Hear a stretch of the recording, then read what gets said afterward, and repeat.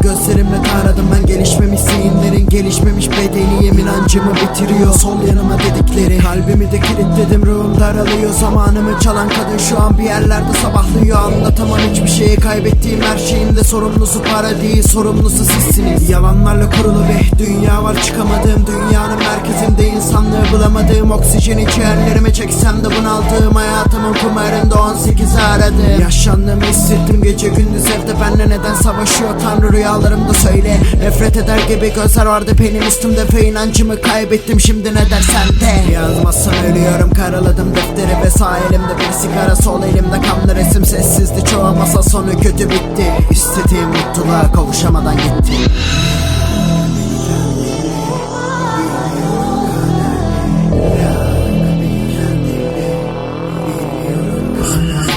Yaratılışta bilmiyordu insan kötü olmayı ve Tanrım yarattığın insan hayvandan farksız. Topraktan gelen biziz, toprağa giden de nesil boştu. Hayat çerçevesi loştu. Gözlerimin görmediği birçok yerde düştük. Hava karardı, bizim dertlerimiz güçlü. Suçluyuz ancak kadar noktasında onlar ve hatıralar başucunda yanan umutlar kadar. Çünkü bitik bataryam karardı, dünya başıma gelmeyen de kalmadı. Gitmeyen de olmadı, gelmeyen de olmadı. Yaralarıma saracak bir ilaç daha yapılmadı. Nasıl bir yer burası, çıkmak için ne lazım? Tabiatın güzelliği insanla armağan mı, yoksa Tanrı yıktı mı?